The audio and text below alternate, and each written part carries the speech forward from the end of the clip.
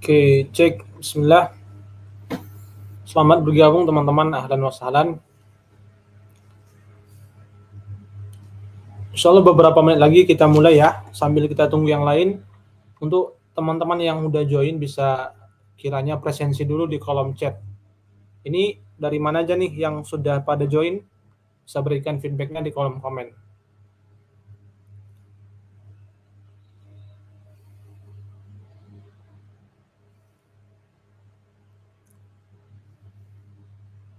Baik. Ada Mas Marwan ya. Masya Allah sudah join. Yang lain kalau teman-teman yang udah gabung bisa presensi di kolom komen. Sembari kita tunggu yang lain.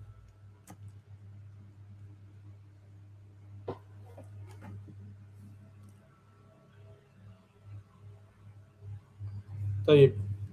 Ada Mas Wahdi dari Bogor. Cibenong, Bogor, Masya Allah.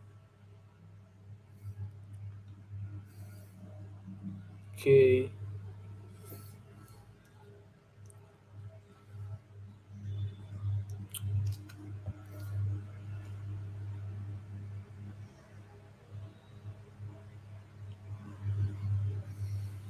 Ada juga Bang Hasbi Fatur Rahman dari Makassar. Ahlan. Untuk suara saya apakah sudah jelas teman-teman? Untuk suaranya apakah sudah bisa diterima dengan baik? Mohon feedbacknya di kolom komen ya. Supaya kita mulai.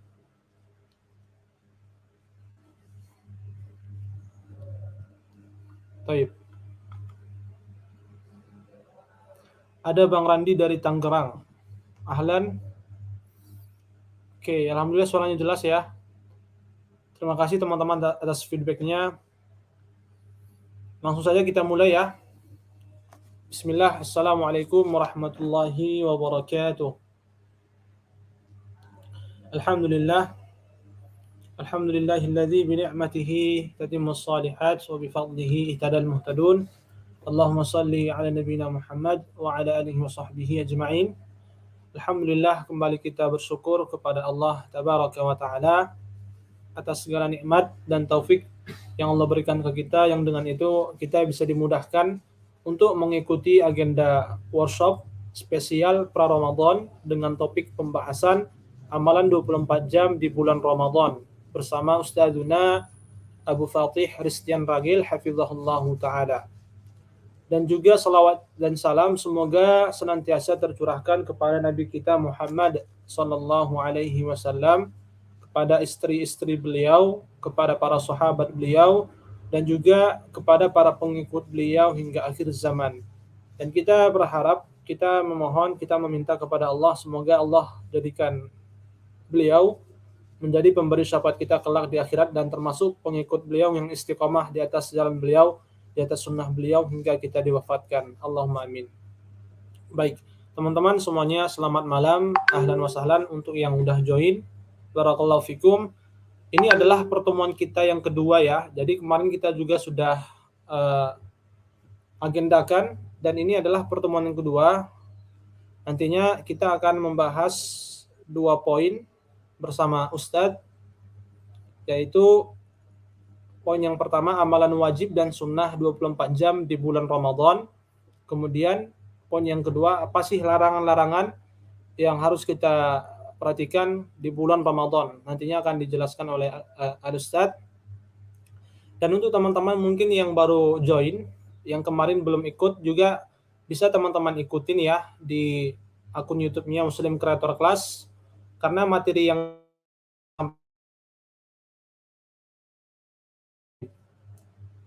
dan alhamdulillah beliau Ustadzuna Abu Fatih sudah berada di tengah-tengah kita. Izin kami bacakan profil beliau. Mungkin di antara teman-teman di sini ada yang belum kenal ya. Kami bacakan. Beliau adalah Al-Ustadz Abu Fatih Ristian Ragil hafizahullah. Abu Fatih adalah kunyah beliau dan aktivitas beliau saat ini, beliau merupakan pengisi tetap di Radio Muslim. Kemudian beliau juga pemateri di ANB channelnya Ustadz Aminur Ma'id. Kemudian beliau juga bekerja sebagai pembimbing umrah di di batik travel. Kemudian untuk pengalaman beliau dalam hal mengajar, beliau pernah mengampu beberapa ma'had, diantaranya Ma'had Al-Muhandis Bandung, Ma'had Online Udrus Sunnah Bandung, dan Ma'had Bias di Ma'had Bimbingan Islam. Dan saat ini juga beliau mengajar di Ma'had Darussalam Asy-Syafi'i. Kemudian untuk buah tangan beliau, karya-karya beliau yang bisa teman-teman dapatin, yang pertama karya dengan sebuah buku dengan judul Fatwa Ulama Seputar Penguasa Kontemporer. Kemudian yang kedua, kapan seseorang keluar dari Ahlus Sunnah. Dan yang ketiga, judul buku beliau Bimbingan Ulama Menyikapi Penguasa di Era Modern. Kita doakan beliau semoga Allah panjangkan usia beliau, kemudian juga Allah berkahi ilmu dan amal beliau, yang mudah-mudahan dengan itu bisa bermanfaat untuk kaum muslimin dimanapun berada. Allahumma amin. Baik, sebelum kita masuk ke materi, kami ingatkan juga ke teman-teman, kita perhatikan lagi adab-adab dalam menuntut ilmu syar'i. Di antaranya kita niatkan ikhlas untuk Allah semata, kita belajar untuk menghilangkan kebodohan kita dan juga untuk mengangkat kebodohan orang lain. Kemudian kita juga siapkan alat tulis untuk mencatat faidah-faidah yang nantinya akan beliau sampaikan. Dan kami himbau juga ke teman-teman agar ketika berlangsungnya materi nanti untuk grup, untuk live chat-nya dikondisikan. Jadi kita fokus ke materi ya teman-teman. Itu saja yang dapat kami sampaikan. Atas perhatiannya kami ucapkan jazakumullahu khairan. Dan di akhir sesi kita nantinya ada sesi tanya jawab. Mungkin dari sekarang teman-teman bisa siapkan pertanyaan ya yang berkaitan dengan materi. Nantinya akan kami bacakan di akhir sesi. Demikian, kurang lebihnya mohon maaf, dan sekarang kita berikan waktu dan tempatnya kepada Al-Ustadz Abu Fatih Rizkan Agil untuk menyampaikan materinya. Kepada beliau dipersilahkan. Barakallahu fikum. Assalamualaikum warahmatullahi wabarakatuh. Waalaikumsalam warahmatullahi wabarakatuh. Ya, jazakallahu khair atas waktu yang diberikan. Baik, bismillah, alhamdulillah, wassalatu wassalamu ala rasulillah wa ala alihi wa sahbihi wa man walah, wa la hawla wa la quwwata illa billahi wa ba'd. Rabbi shrah li sadri wa yassir li amri wa hlul 'uqdatam min lisani yafqahu qawli.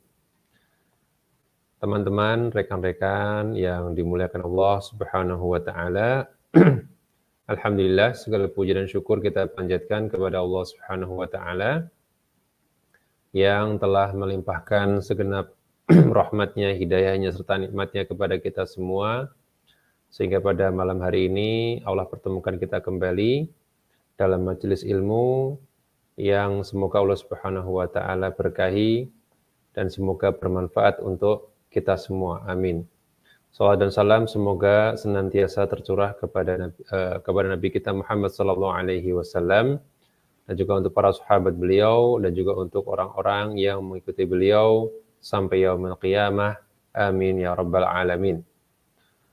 Rekan-rekan yang dimuliakan Allah Subhanahu wa taala, pada pertemuan yang kedua ini insyaallah taala kita akan melanjutkan apa yang telah kita pelajari kemarin, masih terkait dengan amalan di bulan Ramadan, dan kali ini kita akan lebih banyak membahas tentang detail ya, amalan-amalan apa yang bisa kita lakukan untuk mengisi bulan yang mulia ini supaya betul-betul maksimal ya. Kita telah memaksimalkan apa yang bisa kita lakukan sehingga kita meraih ya pahala yang sebanyak-banyaknya dan berlipat ganda di bulan yang mulia ini. Saya beri judul dengan amalan 24 jam di bulan Ramadan. Nah, yang akan kita bahas nanti adalah beberapa amalan wajib dan sunnah yang mungkin sebenarnya ya, kita sebagiannya sudah kita lakukan dalam kehidupan sehari-hari, hampir sama, ya hampir tidak berbeda antara apa yang biasa kita lakukan dengan di bulan Ramadan. Tapi kita ya ingin mengingatkan kembali, ingin memurojaah kembali, ya siapa tahu ada beberapa amalan yang sudah lama tidak kita amalkan. Nah, kita bisa jadikan Ramadan ini sebagai kesempatan untuk mengamalkan amal-amal tersebut. Ya, kemudian nanti akan juga kita akan berikan rambu-rambu dalam beramal ya, terkait dengan prioritas dan juga bagaimana menjaga ritme dalam beribadah agar bisa maksimal. Nah, kita mulai dari pagi hari ya. Dari pagi hari kita bangun untuk sahur ya. Dan waktu bangun untuk sahur itu kurang lebih ya sekitar jam 3 ya. Jam 3 atau jam ya setengah 3 juga boleh, tergantung nanti apakah kita butuh persiapan atau tidak ya. Kalau kita tinggal tahu-tahu bangun sudah ada makanan ya mau jam 4 juga bisa ya. Tapi kalau yang masih menyiapkan makanan sendiri atau bahkan yang menyiapkan untuk keluarganya ya tentu dia bangun lebih pagi. Yang jelas waktu sahur itu adalah waktu yang kurang lebih sebagian ulama berpendapat sepertiga malam terakhir dan sebagian lain berpendapat 1/6 ya malam terakhir. Jadi memang sahur itu bukan tengah malam ya. Karena kalau tengah malam ya ya namanya bukan sahur ya. Sahur itu kalau nggak 1/3 ya 1/6. Ya berarti sudah mepet ke waktu subuh. Nah, kita bangun untuk sahur dan kita jangan lupa membaca doa bangun tidur ya. Doanya mungkin sebagian sudah hafal, alhamdulillahilladzi ahyana ba'da ma amatana wa ilaihin nusyur. Segala puji bagi Allah yang menghidupkan kami setelah mematikan kami dan kepadanya kami kembali. Karena kalau tidur itu kan kita hakikatnya kan dimatikan ya, jiwa kita digenggam oleh Allah Subhanahu wa taala, kemudian ketika kita bangun dikembalikan oleh Allah Subhanahu wa taala. Maka kita bersyukur Allah masih memberikan kita kehidupan. Ini doanya ya yang kita seyogianya kita baca.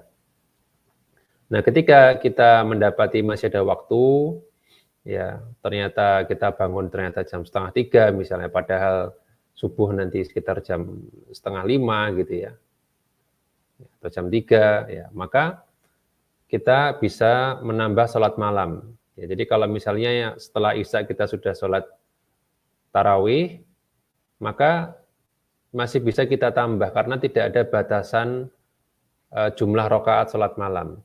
Ya, tidak ada batasan dan tidak ada keharusan untuk sholat malam itu sekali beres. Jadi boleh setelah Isya sholat tarawih, nanti tengah malam bangun, tidur lagi, bangun lagi, sholat lagi boleh. Ya, tidak ada batasan jumlah rakaat dan berapa kali sholatnya.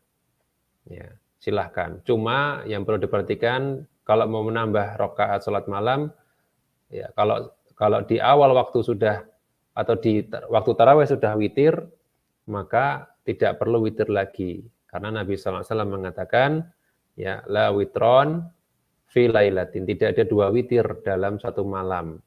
Karena kalau ganjil tambah ganjil jadinya genap ya, nggak jadi witir, nggak jadi witir. Makanya kalau mau nambah cukup nambah 2 rakaat saja. Kemudian waktu sahur juga adalah waktu untuk berdoa dan memohon ampun kepada Allah Subhanahu wa taala.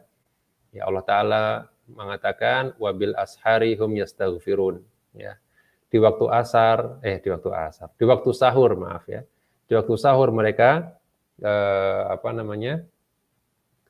memohon ampun kepada Allah Subhanahu wa taala. Hamba-hamba Allah itu mereka ketika waktu sahur, yaitu waktu 1/3 malam terakhir atau 1/6 malam terakhir, mereka memohon ampun kepada Allah dan juga berdoa. Ya, karena 1/3 malam terakhir itu adalah waktu yang utama untuk berdoa. Rasul SAW mengatakan, yang zilu rabbuna tabaraka wa ta'ala, ya, Allah yaitu Tuhan kita itu turun ya di 1/3 malam terakhir. 1/3 malam terakhir dan berfirman, siapa yang berdoa akan aku kabulkan. Ya. Jadi pergunakan waktu ini sebaik-baiknya untuk berdoa, ya. Kemudian terkait dengan sahur, maka usahakan ya sahur itu dengan kurma. Nah, ini yang sunnah. Ya, makanya dari sekarang stok kurma ya. Stok kurma dalam rangka mengikuti sunnah karena Nabi SAW sahur dengan kurma. Jika tidak ada maka bebas ya, tidak ini kan sunnah saja, jadi boleh yang lain mau makan nasi, mau makan mie, mau makan gorengan ya. Tapi kalau gorengan sepertinya secara medis kayaknya kurang ini ya, kurang bagus katanya ya, tapi saya nggak tahu. Yang jelas silakan makan secukupnya, artinya juga jangan terlalu kenyang ya. Mentang-mentang mau jadi bekal untuk seharian kemudian kekenyangan juga tidak boleh ya. Makan itu dalam syariat juga tidak boleh kekenyangan. Kulu washrabu wa la tusrifu. Makan dan minum tapi jangan berlebihan, jangan sampai kekenyangan. Ya. Kemudian waktunya juga jangan terlalu jauh dari waktu subuh. Kenapa? Karena kalau terlalu jauh namanya bukan mengakhirkan sahur. Padahal Nabi Shallallahu Alaihi Wasallam beliau mengakhirkan sahur. Sahur itu dibuat mepet dengan waktu subuh. Dalam riwayat dari Anas bin Malik radhiyallahu anhu, ya, ketika beliau menceritakan tentang sahur beliau bersama Nabi Shallallahu Alaihi Wasallam, beliau mengatakan setelah kami sahur, kemudian kami ya, sholat. Ya, maka Anas ditanya, ya, berapa waktu antara selesai sahur dengan sholat? Maka Anas mengatakan kurang lebih biqadri khamsun, ya, atau khamsun ayat, ya, sekitar 50 ayat. 50 ayat itu berarti jarak yang kurang lebih nggak terlalu lama, ya 5-10 menit. Kalau 5 menit kayaknya enggak ya, itu 10 menit lah. Ya, 5-10 menit waktu sebelum subuh. Dan itu pun artinya tidak harus segitu. Ya. Boleh semenit sebelum waktu dan subuh juga boleh. Ya, tapi begitu waktu subuh sudah tidak boleh makan dan minum. Itu mengakhirkan sahur itu sunnah. Ya, sesuai dengan petunjuk Nabi SAW. Oh ya, jangan lupa baca basmalah ya. Baca basmalah setiap kita makan. Kemudian ketika mendengar azan subuh, maka di antara sunnahnya adalah menirukan apa yang diucapkan muadzin. Ya.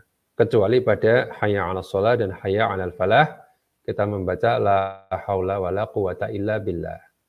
Karena ini adalah maknanya adalah bahwa kita menuju ke tempat sholat itu semata-mata kekuatannya dari Allah Subhanahu wa taala.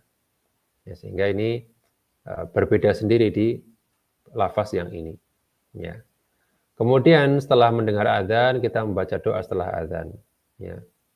Allahumma rabb hadhihi da'wati tammah was shalatil qa'imah ati Muhammadil wasilata wal fadilah wa ba'athu maqama mahmudal ladzi wa'adtah. Insyaallah sudah pada hafal ya. Doa setelah azan di antaranya di dalamnya adalah mendoakan supaya Nabi mendapatkan wasilah, yaitu tempat tertinggi di surga. Itu doa setelah azan. Kemudian melaksanakan sholat qabliyah subuh atau sholat sunnah fajar. Ya. Dan ini juga untuk yang lain juga kita disunahkan sholat qabliyah, sholat rawatib. Ya, kalau sholat subuh itu lebih utama. Ya, kata Nabi SAW, ya, sholat qabliyah subuh itu khairun, ya, lebih baik daripada dunia wa ma fiha, dan seluruh isi dunia. Ya, ini sebisa mungkin tidak kita tinggalkan. Kemudian sholat subuh berjamaah, ya. Sholat subuh berjamaah, ya, bagi yang mungkin masih dalam artian punya kekhawatiran, ya, atau dan lain sebagainya, ya, sehingga dia tidak di masjid, paling tidak usahakan berjamaah di rumah, ya. Tapi hukum asalnya ya berjamaah di masjid, ya, di masjid, dan juga jangan lupa berzikir setelah sholat. Ini saya kira semua sudah biasa, ya. Kemudian setelah subuh, ya, kita bisa membaca Al-Quran sesuai dengan kemampuan. Kalau biasanya targetnya itu sehari, ya, katakanlah 2 lembar gitu ya, nah, ini mungkin bisa meningkat jadi 4 lembar. Ya. Jadi kita bisa hitung tuh, ya. Kalau Al-Quran ini 1 juz ini berapa lembar, ya, katakanlah 10 lembar. 10 lembar berarti kalau dibagi sholat 5 waktu, setiap ada sholat kita baca Quran, ya kan, berarti 2 lembar. Ya, jadi pas nanti setiap hari itu 1 juz. Tidak masalah, tidak perlu dipaksakan, kemudian harus berapa-berapanya nanti silahkan masing-masing, ya. Kemudian membaca zikir pagi, ya, mulai dari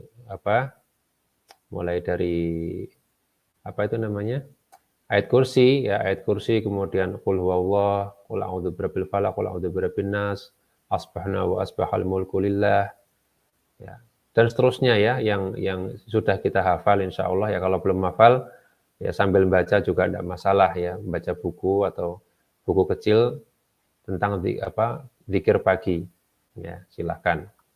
Kemudian jika dia di masjid maka dia menunggu waktu syuruk. Ya, waktu syuruk itu adalah waktu terbitnya matahari. Namun sholatnya itu sholat kurang lebih setelah mataharinya selesai terbit. Jangan pas terbit ya. Jangan pas terbit, tapi setelah selesai terbit. Berarti kurang lebih waktu syuruk plus 10 menit. Insya Allah itu sudah aman ya.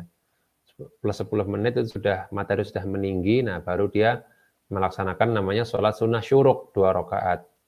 Yang mana dalam sebuah hadis yang sanadnya hasan, ya bahwasanya sholat barang siapa yang menunggu waktu syuruk ya di masjid, kemudian dia sholat 2 rakaat, maka pahalanya setara dengan umroh. Ya. Walaupun ini hadisnya juga ada yang mendhaifkan, namun kalau kita ambil hadis yang pendapat yang mengatakan hadisnya hasan, ya maka ini tentu sebisa mungkin tidak kita lewatkan. Kemudian kalau kita sudah selesai ya sampai di rumah, nah, bagi para suami dapat membantu istri membereskan rumah, sebagaimana Rasulullah SAW juga membantu istrinya, ya karena Nabi SAW itu bisa kita katakan selalu ada untuk para istrinya, ya. Dan beliau kalau sudah tiba waktu sholat baru kemudian sholat. Jadi seorang suami yang membantu istrinya di rumah itu adalah sangat sesuai dengan sunnah. Ya, jadi bukan kemudian sok-sok berwibawa, sok-sok tidak mau bantu dan lain sebagainya. Ini justru menyelisihi sunnah Nabi Shallallahu Alaihi Wasallam. Dan ini berpahala ya. Orang yang membantu istrinya itu berpahala. Kemudian juga kalau yang belum berkeluarga, masih apalagi tinggal bersama orang tua, maka dapat berbakti kepada orang tua dengan membantu mereka, ya membantu bersih-bersih atau membantu apapun yang meringankan pekerjaan orang tua. Itu akan sangat baik ya. Birrul walidain, dan birrul walidain itu amalan yang sangat dicintai Allah Subhanahu wa taala. Ya, dalam sebuah hadis dikatakan ahabbul a'mal ilallah, di antara amal yang paling Allah cintai yang pertama apa? Salat fi waqtiha, ya salat di awal waktu. Kemudian yang kedua adalah birrul walidain, berbakti kepada orang tua, dan yang ketiga adalah jihad fisabilillah. Ya, ini menunjukkan bahwa birrul walidain bukan amalan yang ecek-ecek, bukan amalan yang kaleng-kaleng, tapi amalan yang luar biasa besar yang mungkin diremehkan karena bukan ibadah mahdhoh ya. Ibadah yang ghairu mahdhoh, yang kadang kita melakukannya itu enggak diniatkan karena Allah. Padahal kalau kita niatkan karena Allah, sangat besar pahalanya. Kemudian setelah kalau kita kemudian masuk ke amalan sepanjang hari, ya tentu kita melaksanakan amalan yang hanya ada di bulan Ramadan, yaitu puasa Ramadan. Puasa Ramadan itu adalah niat sebelum fajar. Kalau orang itu niatnya setelah fajar, misalnya tadinya dia mungkin gini, dia kadangkala seorang yang dapat uzur untuk tidak berpuasa gitu ya. Misalnya dia musafir. Musafir itu kan punya pilihan untuk sholat atau enggak gitu ya. Nah, cuman dia ternyata mulai meniatkannya itu setelah fajar. Jadi saya mau puasa jadinya puasa aja. Itu enggak sah puasanya karena diniatkan sebelum fajar. Ya, kalau mau sah itu niatnya sebelum fajar. Nah, kita boleh saja misalnya seorang ya kita apalagi laki-laki ya, misalnya yang laki-laki niatnya hanya di awal bulan saja, kemudian untuk 30 hari boleh. Artinya nanti kalau misalnya kapan hari misalnya kita tahu-tahu bangun sudah subuh gitu ya, nggak sempat sahur, maka kita sudah meniatkannya di awal bulan, tidak masalah. Ya, lebih afdol lagi adalah meniatkan setiap malam, itu yang paling afdol. Kemudian setelah itu kita menahan diri dari pembatal, ini salah ya, harusnya pembatal puasa nih. Nggak teliti saya tadi ya. pembatal puasa. Nah, dari fajar sampai maghrib. Jadi kalau saya perbaiki nanti. Ini pembatal puasa ya. Dari fajar sampai maghrib, sampai tenggelamnya matahari. Apa saja pembatal puasa yang disepakati oleh para ulama ini ya, makan, minum dengan sengaja. Kalau nggak sengaja boleh. Kalau sengaja biar nggak sengaja gimana? Nggak boleh. Maksudnya gimana sengaja nggak sih? Maksudnya sengaja nyimpen makanan di saku biar nanti nggak sengaja, biar lupa gitu. Nggak boleh yang seperti itu ya. Berarti itu tetap hitungannya sengaja. Ya, sengaja makan dan minum. Tapi kalau betul-betul lupa, maka tidak batal puasanya. Namun dia harus berhenti saat itu juga, saat dia ingat ya. Kalaupun dia sedang makan ya nggak usah minum. Tanggung nih minum, ya nggak boleh ya. Dia harus berhenti saat itu juga. Namun puasanya tetap sah, dan itu adalah rezeki dari Allah. Kemudian muntah dengan sengaja. Kalau nggak sengaja nggak apa-apa. Tapi kalau sengaja memasukkan tangan ke mulut untuk memuntahkan makanan, maka ya, batal ya puasanya. Kemudian hubungan intim, ya, dan kemudian mengeluarkan mani dengan sengaja, ya, onani. Kalau mimpi basah tidak batal ya. Kalau mimpi basah kan tidak sengaja. Nah kalau ini sengaja karena onani misalnya, maka batal. Kemudian ketika wanita itu di tengah hari haid maka batal, atau juga nifas. Kemudian ada orang yang di tengah hari dia gila, kehilangan akal, dia juga batal. Dan kalau orang murtad ya, maka dia juga batal ya. Naudzubillah, semoga Allah lindungi kita dari kemurtadan. Ini beberapa pembatal yang insya Allah kita semua sudah tahu, cuman kita review saja ya. Baik, kemudian di pagi hari kita bisa melaksanakan sholat duha ya. Sholat duha bisa 2 rakaat, 4 rakaat, 6 rakaat, atau 8 rakaat ya. Silakan sesuai dengan kesanggupan masing-masing ya. Dan ini bisa orang sudah sholat syuruk kemudian sholat duha, tidak masalah ya. Kemudian melaksanakan aktivitas keseharian dengan diniatkan ibadah. Nah ini penting, ini yang saya sebut dengan ibadah ghairu mahdhah ya. Jadi sepanjang hari apapun yang kita tahu itu adalah diperintahkan oleh Allah dan Rasul-Nya, maka niatkanlah untuk ibadah. Contohnya bekerja. Ya, orang bekerja niatnya mencari nafkah untuk diri sendiri atau keluarga. Ini berpahala. Nabi SAW mengatakan, ma'at'amta nafsaka fahuwa laka shadaqah. Ya, apa yang kau berikan atau makanan yang kau berikan kepada dirimu sendiri itu adalah sedekah. Wa ma'at'amta waladaka fahuwa laka shadaqah. Yang kau berikan kepada anakmu juga statusnya sedekah. Padahal kalau kita misalnya menafkahi anak kan biasanya kadang ya itu namanya tanggung jawab gitu ya. Orang biasa menganggap itu sebagai ya sudah ini anak saya, tanggung jawab saya gitu. Padahal ada ya perintahnya untuk menafkahi ya, menafkahi istri, menafkahi orang tua, itu semua ada nilai pahalanya ya. Kemudian bagi yang pelajar juga niatkan ya, mungkin masih kuliah ya, niatkan untuk mentaati dan menjalankan amanah orang tua. Karena biasanya pelajar itu kan ya oke lah dia sekolah ya, tapi kadang atau dia kuliah, tapi kadang dia kurang semangat ya. Nah, kalau dia ingat bahwasanya orang tuanya itu membiayai supaya dia dapat nilai bagus, lulus dengan baik ya, maka itu namanya amanah. Ya, kalau kita bisa kemudian kuliah dengan baik, kemudian mendapat nilai baik dan lulus dengan baik, tentu orang tua akan senang ya, dan membahagiakan orang tua termasuk birrul walidain. Jadi banyak ya, mau kita tidur juga kita berpahala. Kenapa? Karena tidur kita adalah ketika kita berpuasa kan gitu ya. Nah, kalau dibilang tidur orang berpuasa tuh ibadah ya benar, tapi yang ibadahnya itu adalah puasanya itu ya. Nah, tidurnya ya kalau kita berikan tambahan niat ya, misalnya saya pengen nanti malam tarawihnya lebih kuat kalau saya tidur siang, maka ini akan menjadi bernilai pahala karena hukum dari suatu sarana itu mengikuti hukum tujuannya. Kalau tujuannya ibadah, maka sarana itu juga akan menjadi bernilai ibadah ya. Jadi silahkan Anda cari ya kegiatan Anda sehari-hari ini kira-kira ada Ada perintahnya nggak dalam Al-Quran dan Sunnah? Ada keutamaannya nggak? Ternyata ada. Syukur, berarti kita bisa, semuanya kita niatkan untuk beribadah kepada Allah Subhanahu wa Ta'ala, cari pahala. Ya.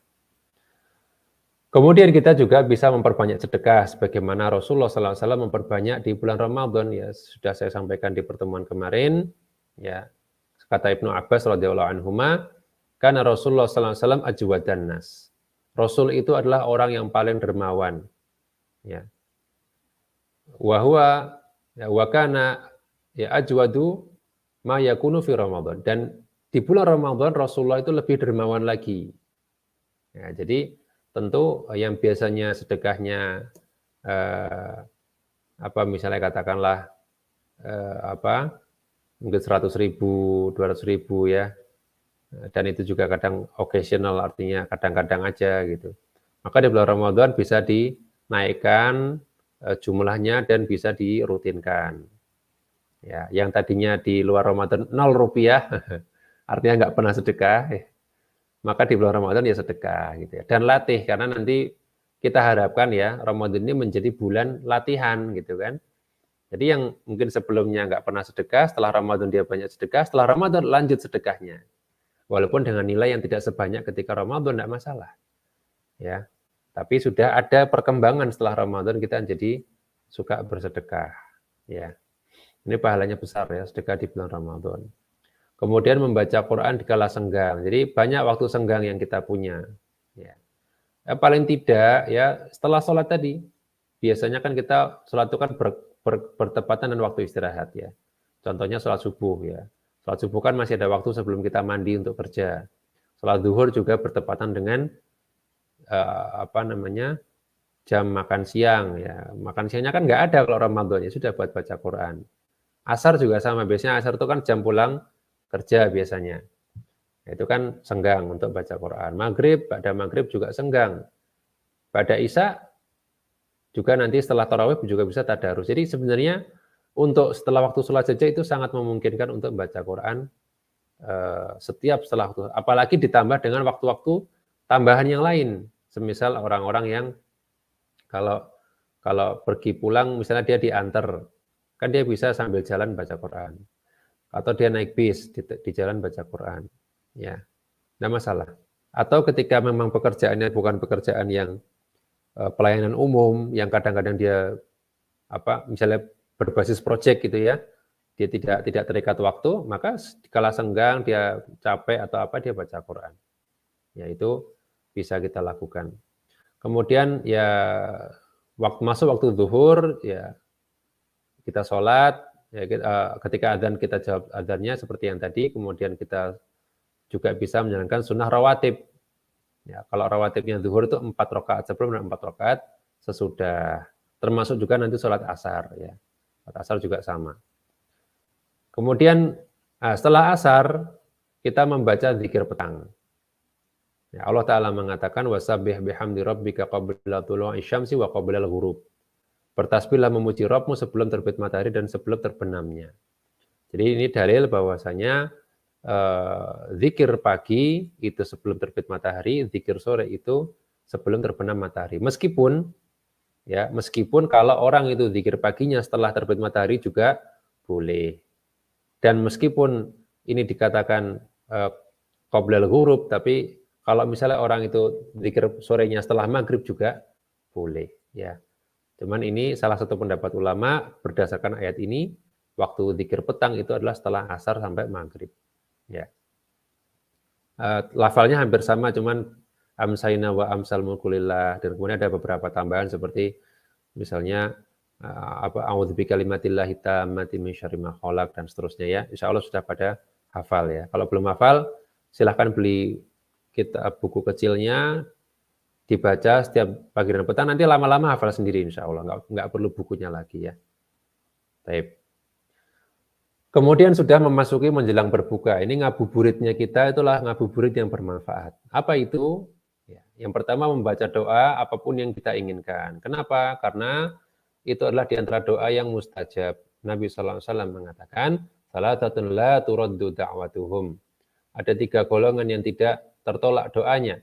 As-shaimu hatta yuftir, Yang pertama orang yang berpuasa sampai dia berbuka. Dan orang yang berdoa di waktu tepat sebelum berbuka, maka lebih mustajab. Kenapa? Karena dia berdoa di waktu yang dia di puncak kelemahan. Orang sudah paling lapar, paling capek, itu kan menjelang maghrib ya. Kalau masih subuh masih seger ya. Pagi-pagi masih seger, nanti siang itu udah mulai lemas, sore udah paling lemas itu sore. Maka justru itu adalah waktu yang paling bagus untuk memanjatkan doa kepada Allah. Ya, wal imamul adil, pemimpin yang adil, dan da'watul mazlum, orang yang dizalimi. Ini sudah kita sempat bahas ya kemarin. Jadi kita perbanyak. Jadi sebenarnya nggak harus sebelum buka ya. Banyak waktu-waktu berdoa yang lain di sepanjang kita berpuasa itu bisa di waktu sholat, ketika sujud, ketika sholat bisa. Ya, bisa banyak tempat. Cuman ini adalah lebih ke penekanan bahwa memang ada waktu khusus ketika puasa menjelang berbuka, itulah waktu yang mustajab. Kemudian juga memberi makan berbuka orang lain di antara amal yang juga pahalanya besar. Ya, Nabi SAW mengatakan, man fatara sha'iman kana lahu mithlu ajrihi ghaira annahu la yanqusu min ajri shaimi syai'un. Barang siapa yang memberi makan berbuka orang yang berpuasa, maka baginya pahala orang berpuasa tersebut tanpa mengulangi pahalanya. Ya, jadi pahala dia nggak berpindah tapi berganda. Ya, satu buat dia, satu tambahan buat kita. Walaupun hanya kurma satu, tapi dia berbuka dengan itu ya sudah. Ya, meskipun sebagian ulama juga ada yang mengatakan pahala berbukanya yang didapatkan. Ya. Tapi walau alam ya, yang jelas kita akan mendapatkan pahala dari dia. Ya, entah itu pahala puasa, entah itu pahala berbukanya dengan kita memberi buka orang lain. Makanya kalau ada open donasi untuk berbuka gitu ya, kita urun-urun lah ya, ikut menyumbang. Siapa tahu nanti dari apa yang kita sumbang itu bisa memberi makan beberapa orang yang berbuka ya. Kemudian mulailah kita mendengar azan maghrib ya. Kalau azan maghrib maka yang dilakukan pertama adalah menyegerakan berbuka, tidak perlu menunda-nunda. Nabi SAW mengatakan, la yazalun nasu bi khairin ma'ajjalul fitr. Ya. Orang-orang akan senantiasa berada dalam kebaikan selama mereka menyegerakan berbuka. Jadi kalau ini kan ajjalu, ya ajjalu, kemudian ini diambil dari kata ini menjadi ta'jil. Ya, ta'jil artinya kalau di bahasa Indonesia itu adalah makanan untuk supaya kita bisa segera berbuka. Yang penting berbuka dulu, itu kan namanya takjil ya. Pakai ain, bukan pakai hamzah ya, takjil. Ya. Cuman kita kan nggak mungkin nyebut takjil ya. Nanti terkesan ke Arab-Araban ya. Ya, namanya takjil ya. Jadi makanan yang apapun yang bisa kita makan untuk bisa supaya kita bisa menyegerakan berbuka. Ya, kalau orang-orang Syiah mereka berbukanya nanti Isya. Nah, kalau kita ya, umat Muslim ahli sunnah kita berbukanya begitu azan langsung berbuka, tidak perlu kita tunda-tunda. Kalau misalnya pas maghrib kok lagi di jalan gitu ya, kita nggak ada minuman, kita lagi nyetir lagi gitu ya. Apa yang kita lakukan ya kita meniatkan untuk berbuka. Karena barang siapa yang berniat untuk berbuka maka dia telah berbuka. Makanya tadi ya di antara pembatal puasa sebenarnya kurang satu lagi, yaitu berniat membatalkan puasa itu juga akan membatalkan puasa. Jadi kalau ada orang misalnya nih lagi safar misalnya, kayaknya saya mau batalin puasa aja deh, nggak jadi puasa. Sudah niat untuk membatalkan, walaupun sampai maghrib dia nggak menemukan makanan, tetap dia sudah batal karena sudah meniatkan untuk batal di tengah-tengah puasa. Ya, karena kalau dia nemu makan pasti dia akan makan. Cuman qadarullah dia nggak nemu makanan gitu ya, sehingga dia akhirnya nggak makan sama sekali. Tapi karena di tengah-tengah sudah meniatkan untuk batal puasanya ya, maka dia batal. Maka begitu pula berbuka ya, berbuka ketika nggak ada apapun kita dengan niat mau berbuka itu sudah menyegerakan berbuka. Nah, berbuka dengan apa? Dengan rutab. Rutab itu adalah kurma basah. Ya, kurma yang masih seger. belum dikeringin. Ya, ini juga banyak yang jual ya, kurma-kurma yang masih seger, masih basah, masih ada rasa-rasa buah kurmanya gitu, sepet-sepetnya, ya, maka itu rutop namanya. Itu yang paling disukai Nabi SAW. Dan kalau tidak ada, ya, maka dengan tamer, yaitu kurma kering, kurma yang dikeringkan. Ya, kalaupun itu tidak ada, maka dengan air. Kalaupun air tidak ada, maka dengan apapun, ya, mau gorengan, mau apa. Tapi jangan pakai rokok ya. Pakai rokok haram. Ya, karena rokok memang membatalkan, ya, membatalkan puasa. Sehingga karena statusnya seperti makan. Karena rokok itu kan, asap itu kan sebenarnya padatan ya. Padatan masuk ke dalam, itu membatalkan puasa. Dan jangan lupa baca basmalah, ya, jangan lupa baca basmalah. Kemudian setelah baca basmalah berbuka, maka kita baca doa setelah berbuka, dzahabadh dhama'u wabtallatil 'uruqu wa tsabatal ajru insyaallah. Ya, ini doa hadis riwayat Abu Dawud dan statusnya hasan, ya. Bagaimana dengan doa yang umum ada misalnya Allahumma laka sumtu wa bika amantu, itu hadisnya dhaif, ya. Namun ya, seandainya seorang itu membacanya, maka tidak mengapa, selama dia tidak meyakini bahwa itu dari Nabi Shallallahu Alaihi Wasallam. Karena hadis dhaif itu nggak boleh kita pastikan dari Nabi. Tapi kalau lafalnya itu lafal yang benar, ya, Allahumma laka sumtu, kepadamu aku atau untukmu aku berpuasa, ya, wa bika amantu, kepadamu aku beriman, wa ala rizkika aftartu, dan dengan rizkimu aku berbuka. Nah, itu kan artinya bagus, ya. Jadi sebenarnya nggak masalah, ya, nggak ada larangan lah gitu maksudnya. Cuman yang lebih afdol adalah yang kita yakini hadisnya hasan, hadisnya sahih, ya, yaitu doa ini, dhahabadh dhama'u wabtalatil uruqu wa tsabatal ajru. Dahaga telah hilang, urat-urat atau kerongkongan telah basah, dan pahala ditetapkan insyaallah, ya. Ini dibaca setelah berbuka. Kemudian ketika adzan itu masih berkumandang, kita jawab adzannya seperti yang biasanya, kemudian kita sholat maghrib berjamaah dan berzikir setelah sholat, kemudian rawatib, ya, ba'diyah 2 rakaat. Setelah itu waktu senggangnya antara maghrib dan isya ada banyak opsi, ya, kita bisa baca Quran atau bermajelis ilmu, ini juga banyak, ya. Saya nggak tahu banyak atau enggak, tapi ada, ya, saya yakin ada, ya, minimalnya ada di beberapa masjid di Jogja. Ya, kalau di tempat lain saya kurang tahu, ya. Itu biasanya ada program intensif, ya, pada maghrib ada kajian khusus Ramadan. Nah, itu bisa kita manfaatkan, ya. Berarti waktu kita terisi dengan hal-hal yang positif yang bermanfaat.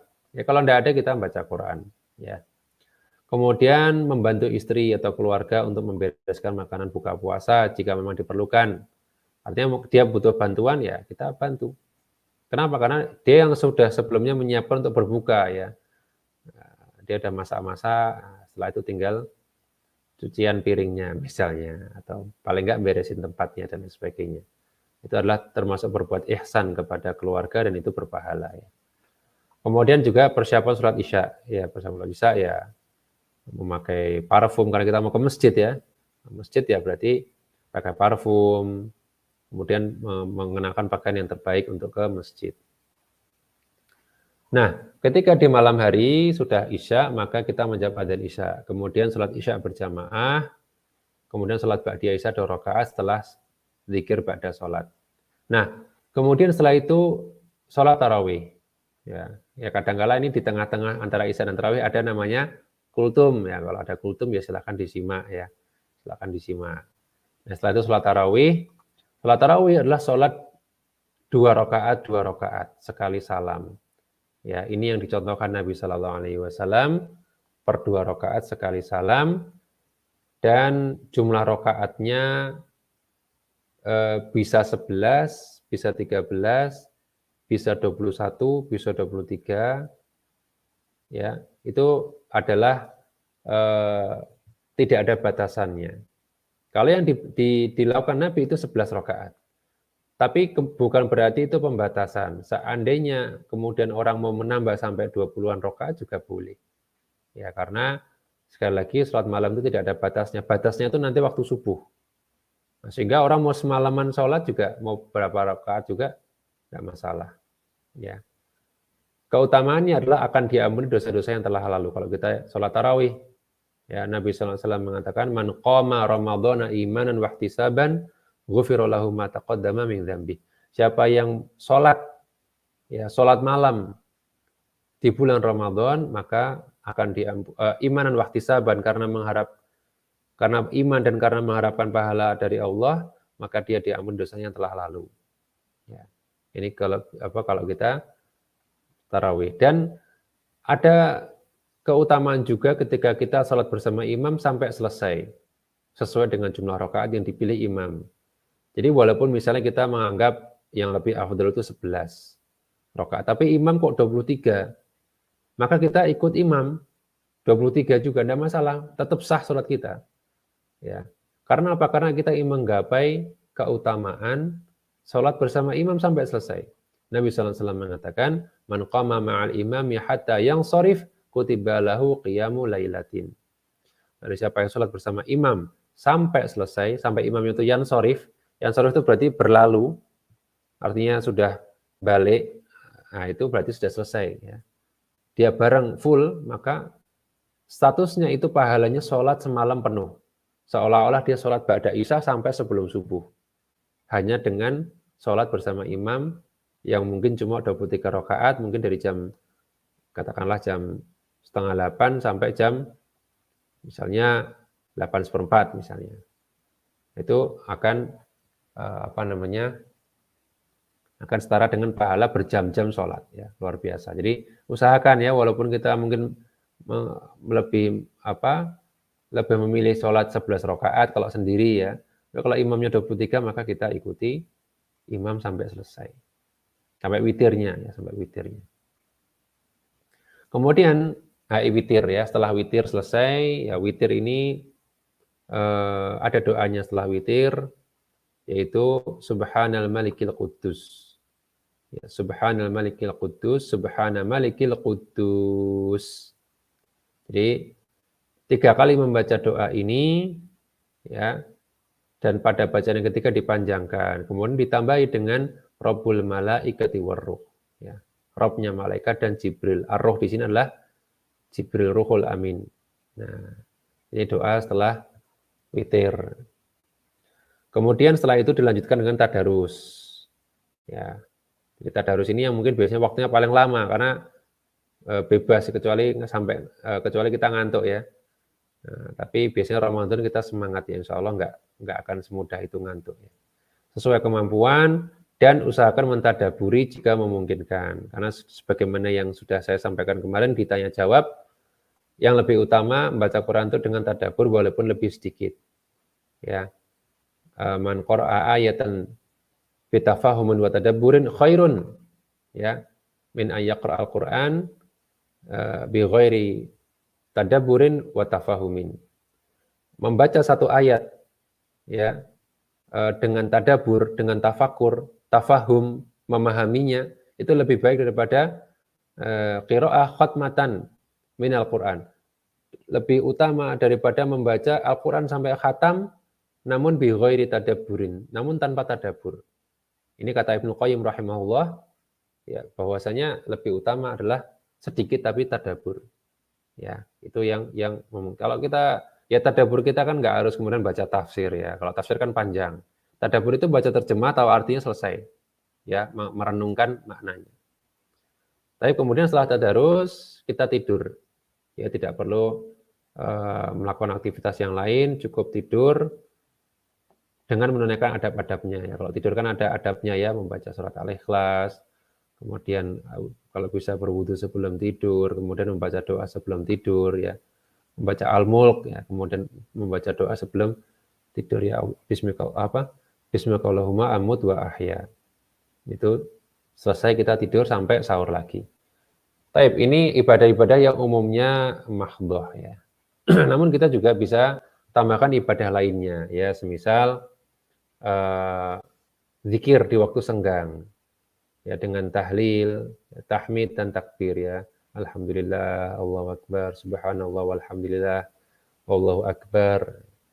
itu kan pahalanya besar ya. Kalimat yang ringan namun pahalanya khafifatani, ya, ringan namun habibatani ilar rahman, dicintai oleh Allah Subhanahu wa taala. Ringan tapi dicintai Allah. Ya. Itu tahlil dan tahmid dan tasbih, tahlil, tahmid dan takbir. Serta istighfar ya, jangan lupa banyak istighfar karena ya itu tadi, ya Nabi SAW itu beristighfar minimal 100 kali dalam sehari. Itu Nabi, ya, bagaimana dengan kita ya. Walaupun kita juga kadang ya namanya istighfar itu nunggu kalau berbuat dosa ya, baru astagfirullah. Kalau enggak ya enggak. Itu ya kita semua ya. Jadi ya ini sebagai pengingat untuk kita semua supaya memperbanyak istighfar walaupun walaupun bukan dalam kondisi setelah melakukan dosa ya. Kemudian bagi yang memang ingin mendapatkan pahala yang tidak kalah besar, bisa mengajar tahsin ke anak-anak atau ke siapapun yang memang membutuhkan membutuhkan pengajaran tahsin Al-Qur'an. Ini kenapa saya masukkan di sini karena besar pahalanya ya. Kalau Anda misalnya mengajar Al-Qur'an kepada anak-anak, misalnya katakanlah tahsin Al-Fatihah misalnya. Anda sudah mengerti Al-Fatihah yang benar, kemudian ajarkan kepada anak-anak sampai mereka bisa dan benar sehingga mereka bisa baca di setiap sholat mereka. Terbayang nggak berapa banyak pahala yang akan mengalir kepada Anda, kepada kita yang ngajari tahsin. Ya, karena apa? Karena setiap apa yang mereka baca akan ngalir juga pahalanya ke kita. Ya, namanya ilmin yuntafa'u bihi, ilmu yang bermanfaat itu adalah termasuk amal jariyah, akan mengalir terus. Selama itu dipraktekkan sama mereka akan mengalir terus. Jadi jangan meremehkan mengajar tahsin. Apalagi anak-anak yang sebelumnya nggak bisa menjadi bisa Al-Fatihah. Kemudian mereka bisa membaca Al-Fatihah karena kita. Setiap mereka membaca Al-Fatihah itu adalah dari kita. Maka pahalanya selalu mengalir kita selama mereka hidup, selama mereka sholat. Ya, jadi sangat-sangat besar ya. Ini bisa kita nanti bisa kita juga cari ya. Kira-kira ada nggak peluang kita untuk ngajar tahsin. Kemudian silaturahim ya. Silaturahim pahalanya besar. Ya, dia semacam birrul walidain tapi untuk kerabat. Nah, kepada saudara, paman, bibi ya. Kita berkunjung, kasih oleh-oleh, kasih hadiah ya. Atau dikunjungi itu sudah senang mereka ya, itu silaturahim ya, menjaga tali persaudaraan itu pahalanya besar. Kemudian juga yang lain, contohnya berbuat baik ke tetangga ya, kirim makanan atau apa ya, kirim makanan misalnya yang paling gampang ya, kirim makanan, kemudian bertutur kata yang baik ya, man kana yu'minu billahi wal yawmil akhir falyaqul khaira aw liyasmut, ya kan? Siapa yang beriman kepada Allah dan hari akhir, dia ngomong yang baik, atau kalau nggak bisa ngomong baik maka dia diam. Nah, ini termasuk kalau kita diam karena menjaga kata-kata, karena takut dihisab, maka ini sudah termasuk berpahala. Beda antara orang diam karena pendiam ya. Diam karena pendiam bukan karena Allah. Tapi kalau orang itu sebenarnya dia mau ngomong, tapi dia nggak jadi ngomong karena saya takut kata-kata saya nanti dihisab Allah Subhanahu wa taala kalau kata-kata saya ini mengandung kejelekan, maka dia berpahala. Diamnya dia berpahala. Diam saja berpahala ya. Nah, kalau dia bisa mengucapkan kata yang baik maka syukur ya. Kemudian menahan amarah. Ya, kalau puasa ya perbanyak stok sabar ya. Ada apa-apa ya sabar, ada apa-apa sabar ya. Kemudian amar ma'ruf nahi mungkar ini juga tetap harus berlaku di bulan Ramadan. Ada yang melakukan kemungkaran, kita nasihati ya. Kalau memang kita punya kekuasaan, kita bisa cegah dia untuk berbuat mungkar. Dan kita juga perintahkan kepada yang ma'ruf. Kita mengajak orang-orang, itu namanya amar ma'ruf. Ini adalah amalan yang berpahala besar. Kemudian menundukkan pandangan, ini jelas ya. Puasa-puasa, ya matanya ikut berpuasa juga ya. Kemudian membantu orang yang kesusahan juga tentu berpahala. Nah, kemudian yang ingin saya sampaikan juga di sini adalah perhatikan prioritas kita dalam beramal. Ya, karena ibadah itu ada yang wajib, ada yang sunnah. Ya. Maka yang lebih Allah cintai adalah amalan yang wajib. Sebagaimana dalam diskusi dikatakan wa ma taqarraba ilayya 'abdi bi syai'in ahabba ilayya mimma aftaratuhu alaihi. Ya. Tidak ada amalan hambaku untuk mendekatkan diri kepadaku yang lebih aku cintai melebihi amalan yang kuwajibkan kepadanya. Jadi amalan yang paling dicintai Allah yang wajib. Barulah yang sunnah, ya, wala yazalu 'abdi yataqarrabu ilayya binawafil hatta uhibbah. Dan hambaku senantiasa mendekatkan diri kepadaku dengan amal nafilah, yaitu amal sunnah, sampai aku pun mencintainya. Jadi ini harus kita ketahui dulu. Karena apa? Karena kita harus punya skala prioritas. Ya, semua amal wajib itu harus terlaksana terlebih dahulu sebelum amal yang sunnah. Jangan sampai kebalik. Ya, baik yang mahdhoh maupun yang ghairu mahdhoh. Perhatikan di sini, ya. Kadangkala ada amal yang ghairu mahdhoh namun lebih wajib daripada ibadah yang mahdhoh. Karena ini hanya menunjukkan jenis ibadah saja, tapi secara wajib dan sunnah ini boleh jadi yang ghairu mahdhoh lebih wajib daripada yang mahdhoh. Contohnya, sholat wajib itu adalah wajib, puasa wajib, bekerja itu wajib. Ya, bekerja itu cari nafkah wajib. Berbakti kepada orang tua wajib. Ya, sehingga ketika misalnya bertabrakan antara misalnya bekerja dengan baca Quran. Ketika Anda kemudian baca Quran tapi kerjaan terbengkalai, ya, amanah dari pemberi kerja itu jadi terbengkalai, maka nggak boleh yang seperti ini. Mendahulukan yang sunnah dibandingkan yang wajib, padahal ini bekerja. Ya. Tapi bekerja di sini adalah sebagai amanah, sebuah kewajiban, maka tetap utamakan bekerja karena itu adalah amanah dan kewajiban kita kepada pemberi kerja. Ya. Kemudian berbakti kepada orang tua juga sama. Kalau orang tua nyuruh sesuatu, maka taati walaupun kita misalnya mau baca Quran, kita mau sholat sunnah. Ya, berbakti kepada orang tua wajib, sholat sunnah, kemudian baca Quran sunnah, maka utamakan berbakti kepada orang tua. Ini yang kadang perlu kita perhatikan. Termasuk misalnya orang yang semangat dalam tarawih. Tarawihnya bisa sampai malam, kemudian tahajudnya sampai malam, ternyata subuhnya telat. Sholat subuhnya dia kemudian telat, maka ini berarti dia keliru, ya. Sunnahnya digede-gedein, kemudian wajibnya terbengkalai. Ini berarti tidak sesuai prioritas, ya. Ibnu Hajar rahimahullah taala mengatakan, man syaghalahul fardu an nafli fahuwa ma'dzurun. Siapa yang karena amal wajibnya dia tersibukkan sehingga dia tidak bisa melaksanakan yang sunnah, maka dia dimaklumi, tidak apa-apa. Ya, wa man syaghalahun naflu anil fardi fahuwa maghrurun. Tapi siapa yang terlalu sibuk dengan sunnah sampai melewatkan yang wajib, maka dia tertipu. Ya, orang yang misalnya kita mengadakan buka bersama mungkin okelah kita niatkan untuk menyambung ukhuwah sesama kita, ya. Kemudian ternyata pas tiba waktu maghrib masih makan-makan. Nah, kemudian akhirnya telat sholat maghrib. Nah, berarti ini kan mendahulukan yang sunnah daripada yang wajib. Apalagi bukber yang sifatnya bukber buka bersama yang mubah, ya. Mengutamakan yang mubah, melewatkan yang wajib. Ini berarti semakin tertipu dia. Maka hati-hati, ya. Dan bulan Ramadan ini akan banyak amalan sunnah. Maka perhatikanlah masalah ini, ya, masalah prioritas. Kemudian juga yang selanjutnya adalah jagalah ritme dalam beribadah. Ya. Tidak dipungkiri bahwasanya awal Ramadan adalah waktu di mana orang-orang paling semangat untuk beribadah. Kita lihat ya, kalau tarawih hari pertama itu udah, kalau kata orang Jawa itu titeni. Lihat saja ya, di awal Ramadan itu akan berapa soft. Nanti setelah itu akan ada kemajuan soft maksudnya ya. Jadi softnya semakin maju ya, biasanya membludak sampai luar, ini mulai maju. Artinya semakin sedikit, ya, berangsur turun. Sehingga nanti puncaknya itu di akhir Ramadan malah sepi.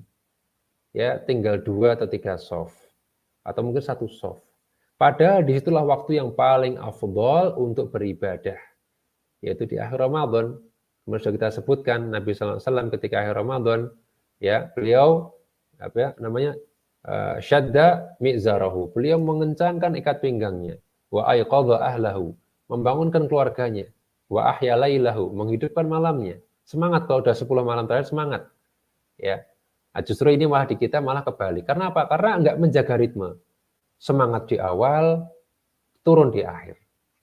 Ya. Padahal justru di akhir itulah yang istimewa. ya.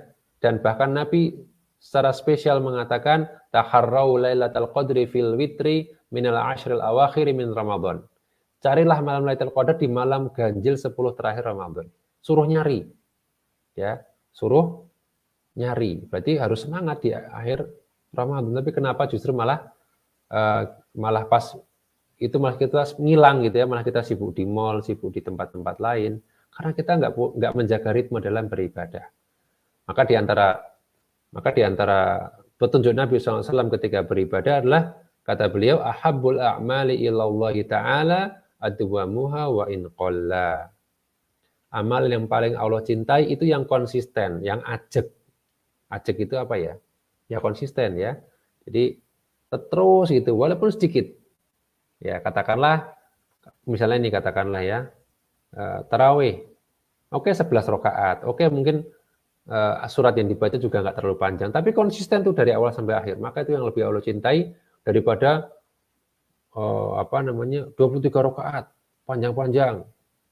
Tapi nanti turun sampai akhirnya nggak tarawih. Ini adalah sesuatu yang justru tidak bagus, ya. Maka taktiknya adalah simpanlah tenaga dan semangat yang ada di awal untuk dibagi rata, bahkan dipusatkan di akhir Ramadan. Ini yang lebih benar. Jadi bukan dikerahkan di awal, habis di tengah, habis itu akhir sudah nggak bertenaga. Tapi justru di awal kita nggak usah terlalu yang bertenaga gitu ya. Tapi biasa aja. Tapi yang penting rata. Nah, terus konsisten gitu. Nanti di akhir Ramadan baru kita gaspol. Karena apa? Karena innamal a'malu bil khawatim. Amal itu tergantung akhirnya. Ya, meskipun hadis ini adalah terkait dengan amal seorang ketika menutup hidupnya, namun ini juga berlaku ya, bisa kita bawa juga ke amal-amal pada umumnya ya. Kalau pada akhirnya itu jelek ya, dia akan ditentukan dari akhirnya, maka dia akan terhitung jelek. Ya, kalau akhirnya kita bagus, semangat, maka itulah yang akan dilihat sebagai amalan yang dihitung ya, amalan yang dianggap ya. Ini yang perlu kita perhatikan. Kemudian bagian yang kedua, ini tidak terlalu panjang, terkait dengan larangan-larangan di bulan Ramadan. Ya, terkait dengan yang membatalkan puasa tadi sudah kita bahas. Ya, adapun nanti mungkin ada perincian-perincian, mungkin nanti kalau memang ada yang mau ditanyakan silahkan terkait dengan beberapa perkara-perkara yang mungkin perkara kontemporer ya, perkara yang di luar yang nanti bisa kita bahas. Kemudian kita akan membahas tentang larangan yang mengurangi bahkan menghilangkan pahala puasa. Jadi berbeda ya antara membatalkan puasa dengan menghilangkan pahala puasa. Kalau menghilangkan pahala puasa, puasanya sah, ya, puasanya sah, tapi tidak berpahala. Arti sah ini berarti tidak perlu diulang, tidak perlu diqadha. Itu namanya sah, ya. Kalau namanya batal tidak sah dan wajib diqadha, ya, makan, minum dan lain sebagainya. Tapi kalau ini puasanya tetap sah, tidak perlu mengqadha, cuman pahalanya hilang. Ya. Nabi SAW mengatakan, "Rubba sha'imin laisa lahu min siyamihi illal ju' wa rubba qa'imin laisa lahu min qiyamihi illas sahar." Betapa banyak orang yang berpuasa namun tidak mendapatkan apapun dari puasanya kecuali lapar saja. Karena apa? Karena ya pahala nggak dapat, ya. Dan betapa banyak orang yang bangun ibadah di malam hari juga tidak dapat apa-apa kecuali sekedar begadang. Ya, nggak dapat pahala juga dari sholatnya. Karena apa? Karena melakukan amal-amal yang menghapuskan pahalanya. Maka apa saja yang menghapuskan pahala puasa? Yang pertama adalah berdusta.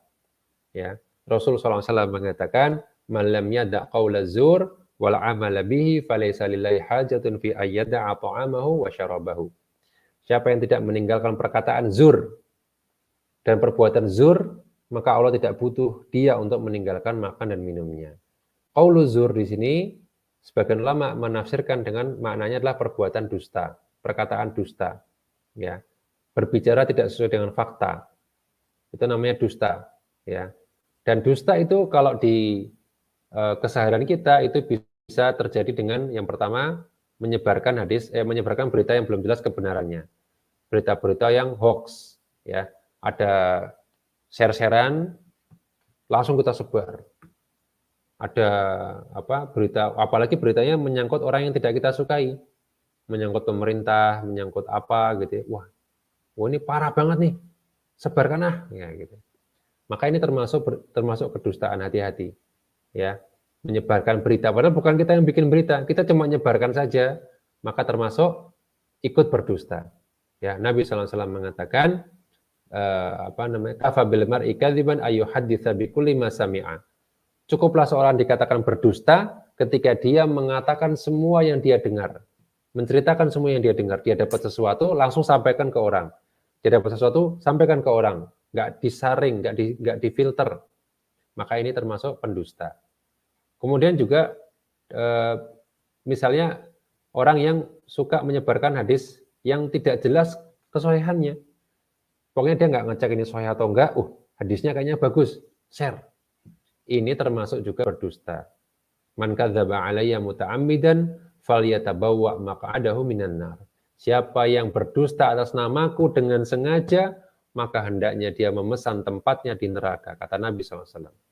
Ya, hati-hati menyebarkan hadis yang tidak sahih, hadis palsu, hadis tentang misalnya puasa 10 hari pertamanya adalah rahmat, 10 hari keduanya adalah ampunan, 10 hari ketiganya adalah pembebasan diri dari api neraka misalnya. Kan ada tuh. Itu hadis yang nggak sahih. Ya. Kemudian ada lagi hadis yang lain tentang puasa ini. Puasalah kalian akan sehat. Ini juga hadis palsu. Tapi betapa banyak orang yang bermudah-mudahan. Pokoknya yang penting ada tulisan al-hadis. Ini contohnya gini ya. Al-hadis. Nah, ini langsung share. Ini jangan, tidak boleh seperti ini. Harus jelas Bukhari, Muslim, ya, harus ada rujukannya. Ini termasuk dusta. Termasuk juga orang yang bisa terjatuh dalam dusta adalah orang yang sering bercanda. Kan sering ya orang bercanda itu supaya lucu dia dusta. Tidak boleh seperti ini. Ya, bicara di luar fakta hanya untuk membuat orang lain tertawa, ini termasuk dusta yang dilarang. Nah, jadi ini ketika puasa kita harus benar-benar berhati-hati. Kadang-kala kita nggak niat berdusta, tapi karena ya kayak gini nih, menyebarkan berita yang nggak jelas, menyebarkan hadis palsu, kemudian bercanda dengan berdusta. Ini kan sebetulnya hal-hal yang mungkin remeh ya. Kita nggak katakan orang ini sengaja berdusta ya, tapi ya ternyata dia termasuk dusta yang bisa mengurangi pahala puasa, bahkan menghilangkan pahala puasa. Ya hati-hati. Kemudian yang kedua adalah menggibah atau gosip. Ya, kita tahu bahwasanya gibah atau menggosip itu termasuk dosa besar. Ya, Allah Ta'ala mengatakan ayuhibbu ahadukum ayakula lahma akhihi maitan fakarihtumu. Maukah kamu makan daging bangkai saudaramu sendiri? Tentu kamu jijik terhadap hal tersebut. Nah, kalau kita puasa, ya, kita sudah menahan diri dari makanan yang halal. Nasi nggak kita makan, air putih nggak kita makan, ya. Tapi ternyata di saat yang sama karena kita ghibah, maka kita ternyata berbuka dengan bangkai saudara kita sendiri. Jadi ghibah dan dusta itu sepaket, sama-sama qaulu zur, sama-sama kata-kata yang mungkar yang akan mengurangi pahala puasa. Kemudian juga namimah, adu domba atau provokasi. Ini sama ya, ketika orang dapat berita, kemudian karena beritanya mengandung ujaran kebencian, dia malah suka tuh. Ya. Nah, dia malah suka sehingga dia sebarkan biar semua orang benci kepada orang ini. Namanya provokasi, namanya adu domba, namimah. Ini juga dosa besar dan mengurangi pahala puasa. Kemudian juga di antara pengurang pahala puasa yang terdapat dalam hadis adalah bertengkar dan berkata keji. Ya, Nabi SAW mengatakan as-siyamu junnah. Puasa itu sebagai perisai yang bisa mencegah kamu dari perbuatan-perbuatan yang haram dan perbuatan keji. Ya. Fa idza kana yaumu shaumi ahadikum fala yarfuth wala yaskhab. Maka jika kalian ada yang berpuasa, maka janganlah dia berkata keji. Ya, dan jangan pula dia berkata keras atau ya kita sebut bertengkar ya atau berkelahi. Yashab itu artinya teriak-teriak. Ya, teriak-teriak karena bertengkar. Ya. Fa in sabahu ahadun aw qatalahu falyaqul inni shaimun. Kalau ada yang mengajaknya gelut, ya, mengajaknya ada yang mencela dia atau mengajaknya berkelahi, maka hendaknya dia katakan, aku sedang berpuasa, saya nggak mau melayani kamu, saya lagi puasa. Nah, ini membuktikan bahwa hal-hal yang disebutkan di sini adalah mengurangi pahala puasa, ya. Dan maksiat-maksiat yang lain, ya, yang tidak disebutkan di sini, secara umum maksiat itu juga akan mengurangi pahala puasa. Maka tentu harus kita jauhi maksiat-maksiat di bulan Ramadan, ya. Tapi itu saja yang bisa saya sampaikan pada malam hari ini. Semoga bermanfaat. Wassalamualaikum warahmatullahi wabarakatuh. Wa akhiru da'wana alhamdulillahi rabbil alamin. Baik, insyaallah jazakallahu khairan ya Ustadz atas penyampaian materinya. Dan alhamdulillah banyak sekali faedah yang bisa kita ambil dari apa yang beliau sampaikan, dan mudah-mudahan Allah berikan kepada kita taufik untuk bisa mengamalkannya agar Ramadan kita di tahun besok, semoga Allah panjangkan usia kita untuk bertemu di bulan besok lebih maksimal lagi, lebih giat dan lebih bersemangat. Dan sekarang kita masuk ke sesi tanya jawab. Di sini sudah ada banyak pertanyaan nih yang ditanyakan di kolom live chat, dan juga ada pertanyaan titipan yang disampaikan ke kami.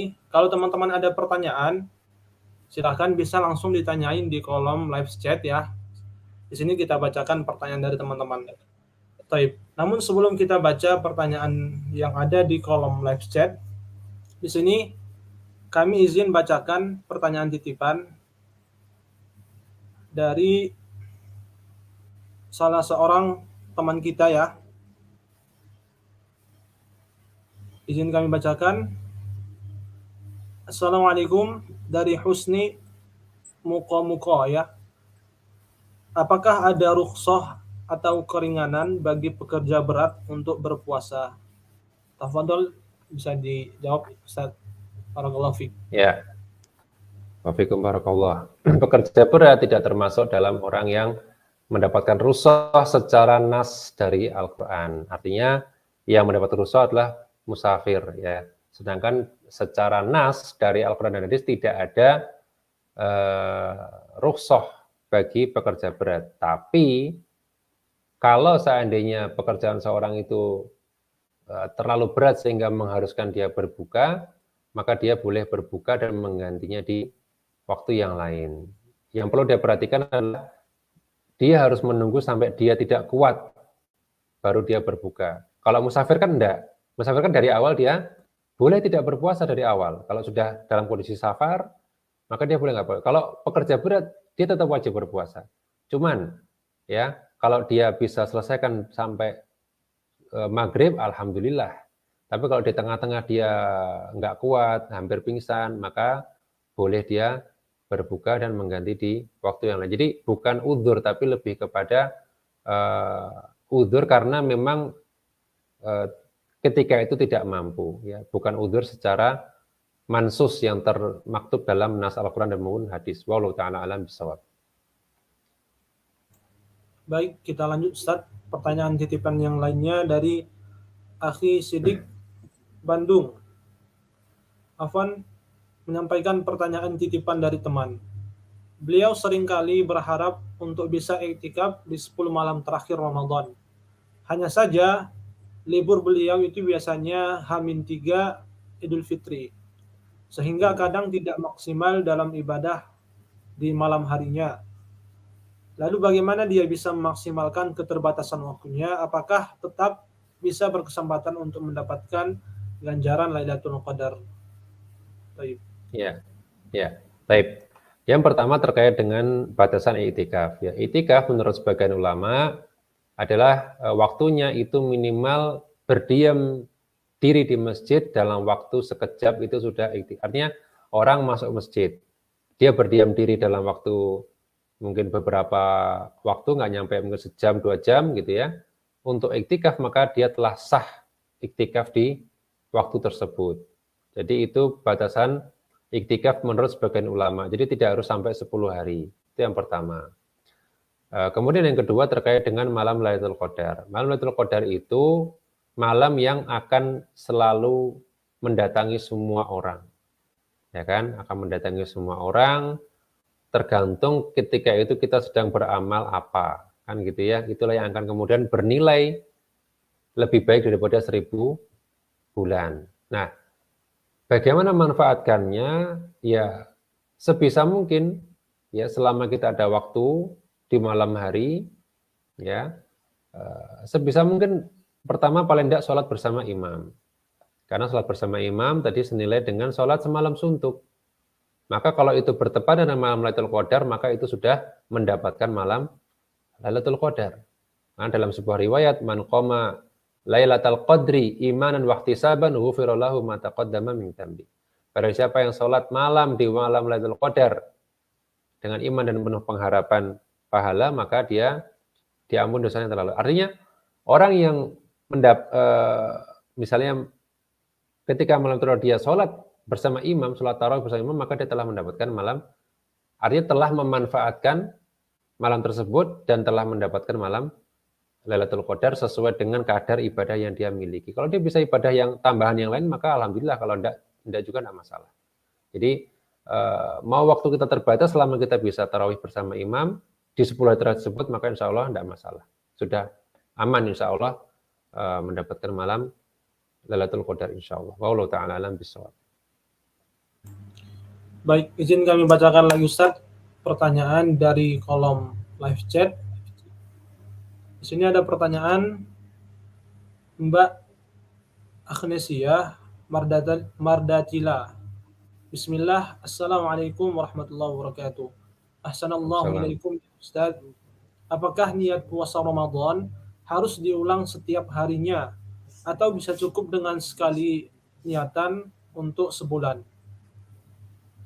Ya, tadi sudah kita jelaskan ya. Jadi niat puasa Ramadan secara asalnya diniatkan setiap malam, tapi boleh diniatkan untuk sebulan. Jadi sebelum Ramadan, di malam pertama Ramadan diniatkan untuk sebulan, tidak masalah. Terutama bagi mereka yang memang tidak ada halangan ya, tidak ada halangan untuk di tengah-tengah itu nanti berpuasa. Seperti para laki-laki itu kan sebenarnya tidak masalah ya. Defaultnya kan dia akan puasa 30 hari, sehingga dia bisa niatkan dari awal. Tapi kalau mereka yang di tengah-tengah kemudian ada misalnya haid, ya, maka setelah dia selesai haid, dia mulai lagi niat lagi, ya, walaupun niat itu untuk kemudian untuk beberapa hari ke depan tidak masalah, ya. Wallahu ta'ala alam bishawab. Baik, masih melanjutkan pertanyaan dari Ukhti Mardatila. Lalu bagaimana pelafalan niatnya Ustaz? Apakah ada bacaan khusus? Jazakallahu khairan wa barakallahu fiik. Ya, puasa itu tidak ada bacaan niatnya. Jadi niatnya adalah dari hati. Ya, yang ada niatnya, yang ada bacaannya itu adalah niat haji, dan itu namanya juga talbiyah, bukan niat ya. Jadi boleh kita katakan bahwa tidak ada bacaan khusus ya yang mungkin beredar seperti nawaitu shoma ghadin dan seterusnya, itu tidak ada dasarnya. Jadi tidak perlu membaca apapun untuk niat berpuasa, cukup dalam hati saja. Wallahu a'lam bishawab. Baik. Kami lanjutkan lagi pertanyaan dari Akhi Prayuda. Assalamualaikum, saya Prayuda dari Semarang. Bagaimana hukum sikat gigi waktu puasa? Kalau boleh, bagaimana cara sikat gigi agar puasa tidak batal? Ya, bersiwak ketika puasa dianjurkan. Bersiwak ketika puasa dianjurkan. Namun akan menjadi satu permasalahan tersendiri ketika bersiwaknya dengan odol ya, dengan sikat gigi dan odol. Nah, odol ini ya para ulama mengatakan bahwa dia tetap tidak masalah dipakai ya, tidak batal puasanya, namun sebaiknya dihindari, terutama odol-odol yang punya rasa ya, odol stroberi ya, kemudian odol yang punya juga sifat mentol. Mentol itu nanti ada sesuatu yang terhirup ke dalam mulut. Itu juga dikhawatirkan, itu kata Syekh Utsaimin ya, Syekh Utsaimin tidak menyarankan untuk odol-odol yang semacam itu, yang semegrak gitu ya, yang bisa memungkinkan untuk tertelan. Tapi selama dia merasa aman, yakin bahwasanya odolnya itu aman, tidak akan tertelan, maka tidak masalah. Dia sikat gigi ketika puasa, ya caranya ya monggo ya istilahnya ya kita tahu sendiri gimana caranya supaya tidak tertelan. Wallahu a'lam bishawab. Baik, kita lanjutkan lagi.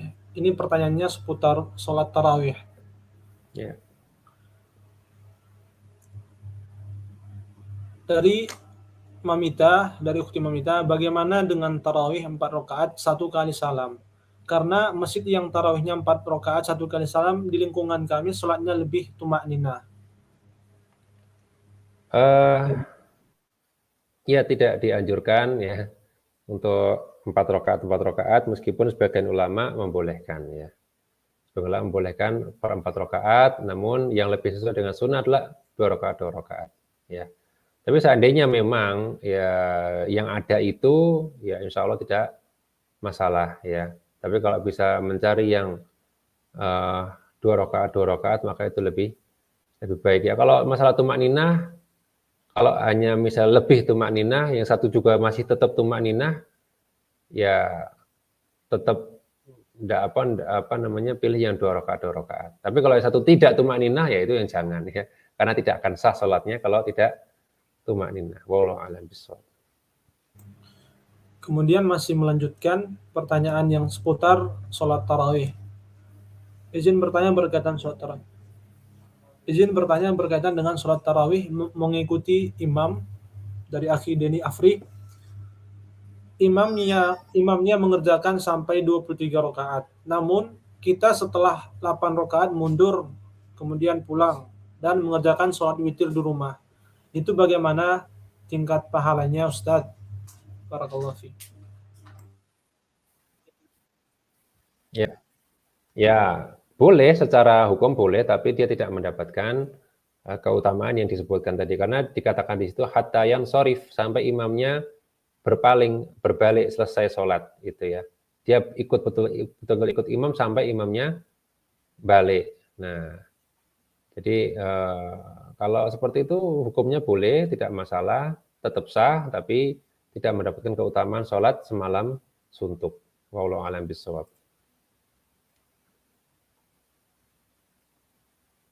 Baik. Untuk teman-teman yang mau bertanya bisa langsung di kolom live chat ya. Di sini kami lihat sudah habis untuk pertanyaannya. Mungkin ini ada pertanyaan terakhir dari Sim Clover. Assalamualaikum dari Ukti Titis Jakarta. Jika dalam perjalanan di angkutan umum yang tidak boleh makan minum di dalamnya dan masuk waktu berbuka, sebaiknya bagaimana membatalkan puasa, Ustadz? Terima kasih. Ya, jadi tadi sudah sempat saya singgung juga terkait dengan ketika kita berbuka namun tidak ada apa-apa ya, kita lagi nyetir misalnya lagi di angkotan, kemudian kita nggak ada minuman sama sekali ya. Gimana cara membatalkannya? Tadi dengan niat membatalkan ya. Dengan niat membatalkan puasa, bukan membatalkan ya, kalau membatal jadi batal nanti jadi nggak terhitung bahasanya gitu ya. Kita istilahnya niat berbuka lah gitu ya, bukan niat membatalkan ya. Niat berbuka, maka itu sudah akan terhitung menyegerakan berbuka. Jadi tidak masalah. Nanti kemudian minumnya setelah turun baru minum, itu tidak terhitung mengakhirkan berbuka, karena yang dihitung adalah ketika dia berniat untuk berbuka dan memang dia punya halangan untuk tidak langsung minum. Ya, maka tadi juga saya jelaskan bahwa di antara pembatal puasa juga adalah berniat membatalkan puasa walaupun belum menemukan makanan. Baru niat doang nih, saya sudah bertekad saya nggak jadi puasa hari ini karena saya safar gitu. Ternyata sampai maghrib nggak dapat makanan, ya dia sebenarnya hakikatnya nggak makan ya, dari subuh sampai maghrib, tapi hakikatnya dia tetap nggak dianggap sebagai puasa karena di tengah-tengah sudah punya niat untuk membatalkan puasa. Jadi solusinya untuk yang seperti ini adalah dengan berniat ya. Niat itu berarti azam yang kuat untuk berbuka ya. Wallahu a'lam bishawab. Baik. Afwan Ustaz, ini ada pertanyaan terakhir dari Akhi Ya. Hasbi Fatur Rahman. Mau bertanya untuk terkait sholat tarawih. Mana yang lebih afdol dan yang mempunyai dalil yang paling kuat? Apakah 11 atau 13, 21 atau 23 rakaat? Dan adakah batasan Ya. rakaat ganjil untuk sholat witir? Syukron. Ya. Yang lebih sesuai dengan apa yang dilakukan oleh Nabi SAW adalah 11 rakaat. Ya, sebagaimana riwayat dari Aisyah radhiyallahu anha, bahwa Nabi itu ketika sholat maka sholatnya itu 11 rakaat. Ya. Nah, ketika kenapa ada yang kemudian sampai ke 23 dan segala macam? Karena memang tidak ada batasannya. Karena itu dilakukan oleh para sahabat setelah Nabi SAW.